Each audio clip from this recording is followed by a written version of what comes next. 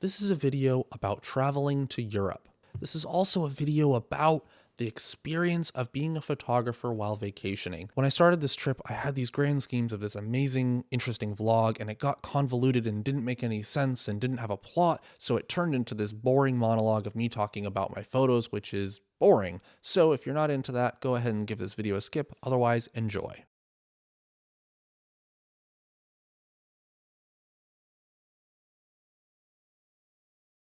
There's something about waking up in a bed that's not your own, in a country that's not your own, that gets your brain going, that gets you thinking in a different way.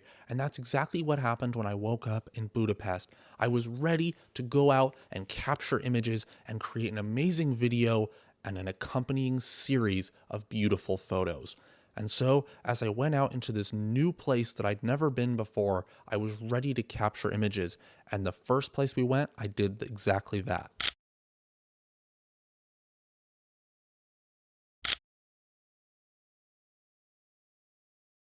It wasn't the most beautiful building that we came across, but it was one that piqued my interest because I was raring and ready to go, and I was ready to capture images. And as we walked past some more government buildings, it happened again.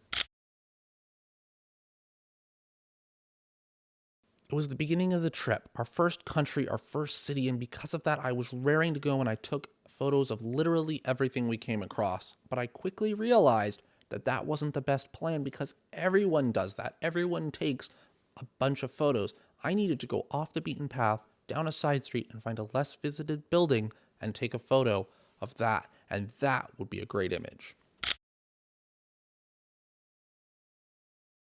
And having found this image that was off the beaten path, we've also found some not so off the beaten path delicious desserts, which is a pattern for us. Every city we go to, we have to try a bunch of different desserts at the best places. And of course, that means I have to get some B-roll of it. But having finished our desserts, it was time to sit down for dinner, and we did so at the top of this hill in a beautiful, I guess it's a castle, city wall, I'm not exactly sure, but it had the most gorgeous view, and I managed to capture a humongous panorama using just my 50mm lens and hand holding and panning across the scene. I captured a series of images and generated this photo. Our bellies full and me still coming down off the high of capturing that amazing image at the summit, we began to walk down the hill and back to our hotel. And as the sun set, I knew that there was another image out there for me, but I just had to find it. And I finally did my favorite photo of the entire trip. This image here. After walking all day long, it was time to settle down. And I knew it was time. And I'm gonna go to sleep, and then I guess we're gonna do it all again tomorrow.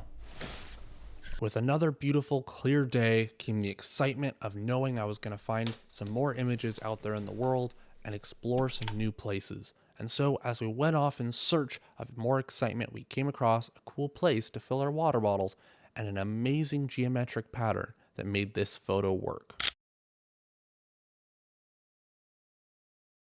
One of my favorite things about going different places is seeing the way that they do the ordinary and make it extraordinary.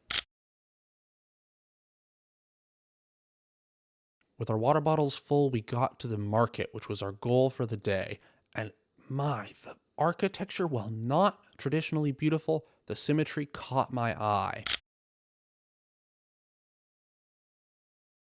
While I took many photos in this place, only one of the inside really stood out to me, and it was this one, which showed off the crowd.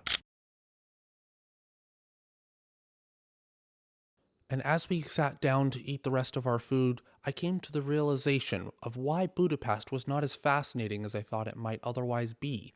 It felt kind of like a college town. The fact that there was actually a university there helped, but also just kind of the layout and the fact that it was mostly modern with only a few older buildings. It didn't have the old quaint charm that many other old cities I'd been to had, cities like Paris. And most of the images that I just felt like I could get didn't work out because of mixed lighting or just the situation didn't align properly with the crowds. So just got back from being out and about, and yeah, I'm gonna head to bed because we have to be up nice and early in the morning, catching a train and going on to the next city. So I guess I'll see you on the train. One of my favorite things about traveling in Europe is the fact that it's easy to travel because everything is so close. Growing up in California, going to another state seemed like a massive road trip or even a flight. But here in Europe, you can just hop on a train and be just about anywhere. And so when we arrived in Vienna, I was surprised by how different it felt. This was a city which had a whole different character than the place I'd already been. This was a city which was new and old at the same time. You'd have these mixes of technology with the old style, and it happened because of the fact that during World War I and II, the city was totally bombed. So with these beautiful glass and steel buildings, you also had these beautiful pieces of stonework. So entering my first church, I really wasn't sure what I was going to find.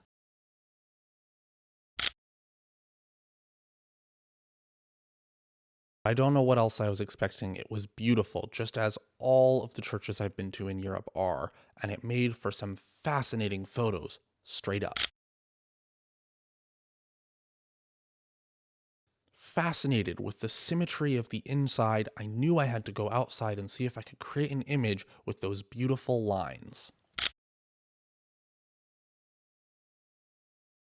I noticed that I was making a pattern, looking straight on things, so I decided to look from the side for a different perspective. One day of our travels was almost completely dedicated towards a visit out to this palace. And this palace is outside of the city a short while, and it is massive and has many, many beautiful, beautiful rooms. But unfortunately, you're not allowed to take photos inside. And while I was upset that I didn't get to take any photos inside of the palace, I was rewarded by finding something beautiful while searching through the grounds. We were roaming around looking at the different buildings and areas of the gardens, and we found this beautiful greenhouse that was a perfect candidate for a photo. Stumbling across this greenhouse was a huge boon because up until that point, I had not been inspired on this outing. I hadn't found anything that I really wanted to take a photo of, but the greenhouse was different. It was full of interesting plants and architecture that I just had to photograph. While I did take a lot of photos in the greenhouse, mostly I did video because something about the way that the water moved in these ponds or the light came through the leaves, it all spoke to me in a moving pictures kind of way. And I just had to capture the swirls of the staircases and the beautiful leaves in moving imagery rather than stills. And most of my stills I didn't end up loving that much. But the video, I loved the video of this space. It came out beautifully. But there is one photo of the roof that I just adore. Back in the city, I took my first real photo of architecture in Vienna. We'd passed this building many times, but I hadn't photographed it until just now, on our way to this beautiful library, which was a space that I loved photographing in because of all the interesting architecture. Yet again, the curves, the books, it was all perfect. Same as I do in every other beautiful building I come across, I was awed by the details, and I just focused on those. Even though my photos are more broad, the details were what captured my interest. For the third time on this trip, I found myself staring at the ceiling and barely able to look down. By this point, you've noticed that I have a fascination with not only ceilings, but symmetry. I love these images that are clean, simple, and symmetric. And so when we stopped to get some desserts, I had to fight my urge to arrange them perfectly. But I let the desserts speak for themselves and be more of an organic shape on a bench and work together with the world. While I had photographed our desserts in every city, this was the only photo that made the cut. But a lot of the photos from the butterfly house made the cut as well.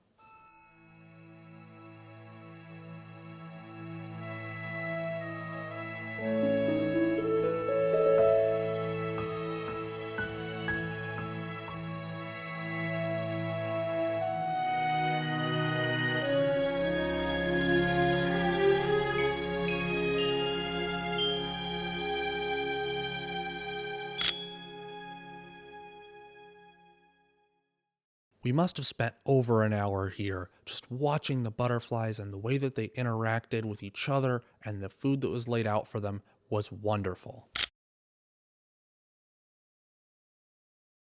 This was one of the few times that I really regretted not bringing more lenses. I wished I'd had a macro lens so I could get a little bit closer with some of these photos. For the video of these butterflies, I was so glad I had a Sony with clear image zoom because it allowed me to get so close. While Vienna had been a beautiful city, it hadn't really captured the old world feel that I wanted. It had had too many shopping centers and corner stores and just plain old tourists. It had been so crowded that I felt like I couldn't really feel the city. So when we got to Prague, I had my fingers crossed that this old city was going to have that feel that I'd been looking for, and I was going to be able to get some fabulous street photos of that old feel.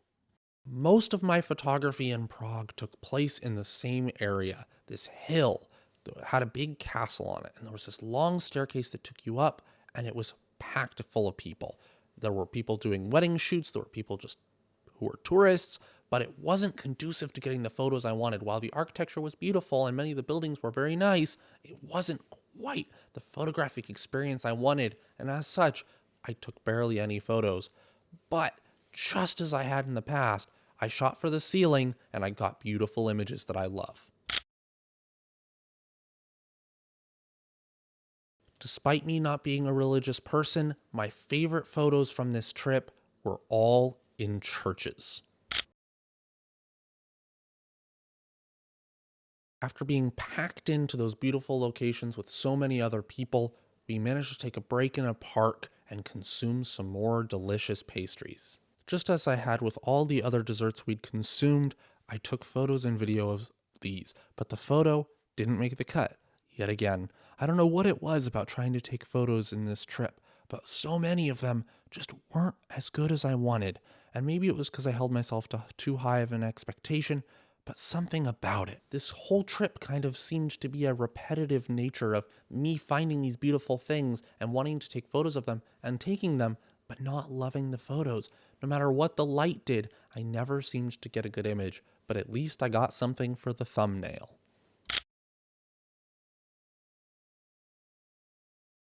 I think by the time that I got to Prague, I was focused more on enjoying myself and less on photography, and that's okay. I had an amazing time on this trip, and a big part of that is because my goal was not always to get a photo. I didn't go to the perfect places at sunrise and sunset to try to get beautiful images. I just went with the flow and had a great time and let images come as they may, and it worked out perfectly. Hopefully you enjoyed coming along on this journey with me, this trip that went thousands of miles from home. So go ahead and subscribe, like, comment, all that good stuff, and check out one of these two videos that might just be something that you'll also enjoy.